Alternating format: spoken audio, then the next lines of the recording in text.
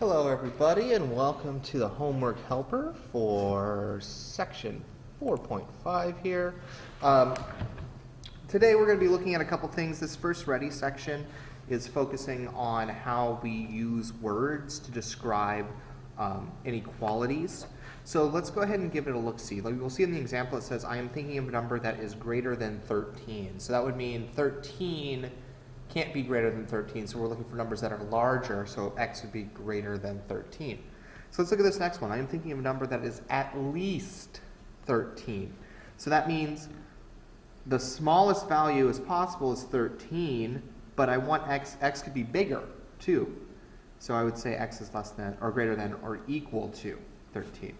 I am thinking of a number that is no fewer than 13. So the fewest it could be is 13, but it cannot be fewer, cannot be smaller, so that still means that x is going to be greater than or equal to 13. I'm thinking of a number that does not exceed 13, so it can't be higher than 13. So x is less than 13, but it could also be equal to, because 13 doesn't exceed itself. So what we're doing here is we're looking at each of these words and trying to figure out how it means mathematically. So I did those ones for you as a good little starting point. Set. So now it wants us to write and solve some inequalities from a context. So let me go ahead and zoom in and kind of get this nice and even here. Cool. So it says to take sweepstakes from the largest pumpkin crop at the Riverside County Fair, the average weight of Ethan's 2 pumpkins must be greater than 875 pounds. One of his pumpkins weighs 903 pounds. What is the least amount of pounds the second pumpkin could weigh in order for Ethan to win the prize? So it wants us to write an inequality that models the situation. Well, we know that pumpkin 1 plus pumpkin 2 has to be greater than 875 pounds.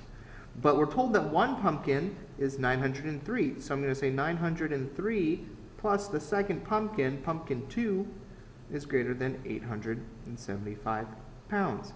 So what is the least amount of pounds that it could weigh? Well, the least amount would be 0, right? Because it already exceeds the value that we want. Well, maybe not, because we're looking at the average weight. So it has to be, well, no, it would have to be significantly smaller. So we'll have to see.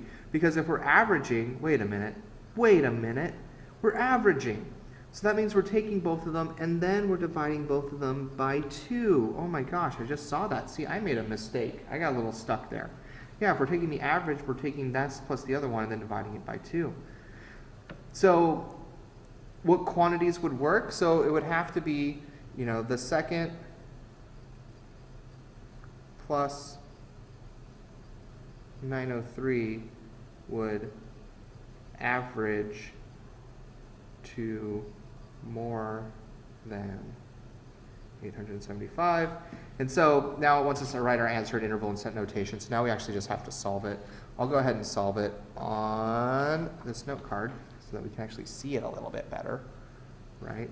So if I know that 903 plus my other unknown pumpkin divided by 2 is greater than 875.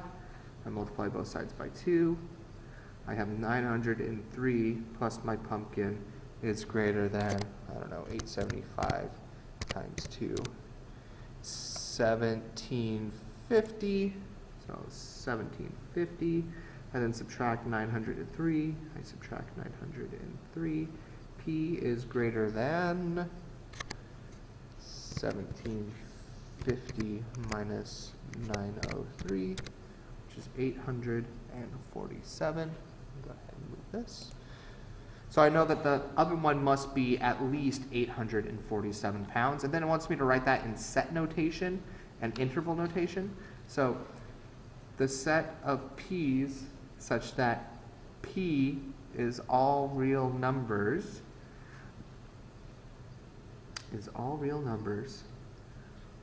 such that p is greater than 847. And that's it in set notation, right? P is all real numbers.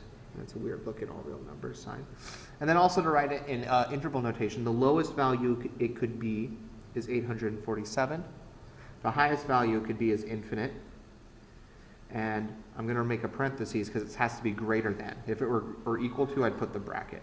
But this is the interval notation. Beautiful. So I need a little bit of extra space on here to make that work. But, you know, you should be using a piece of scrap paper while you do this anyway. Nito Petito. Let's go to the next section. Our last one. Go, it says. Use substitution to solve linear systems. Don't mind if I do. It gives us this long thing. I'm going to go straight to the most complicated one, as I always like to do. And so what we see here is we're given this equation, x equals 1 plus y, and then we're given another equation, 4x minus y equals 7. So we're going to use substitution. And what we see here is we see that x already equals 1 plus y. So where this x is, all I'm going to do is I'm going to write what x equals. So instead of writing x, I'm going to write 4 times 1 plus y, right? I just swap those boxes because they mean the same thing. Minus y equals 7. And now I just need to solve for y. So I'm going to distribute my, see I have a y term here and then I have this mess. So I'm just going to distribute that 4 to get 4 plus 4y minus y equals 7. Combine my like terms. 4 plus 3y, because 4 minus 1, equals 7. And then subtract by 4, so I get 3y equals 3. And then I have y equals 1, right? Because when I divide by 3, y equals 1. So now that I know that y equals 1, I can figure out what my corresponding x value is. So I'll just plug y in here. So I have x equals 1 plus 1, so x equals 2. So I know that the point 2, 1 is my solution for these equations. And that's how we do those. Good luck on all of these. Keep doing good work, and I will see you tomorrow.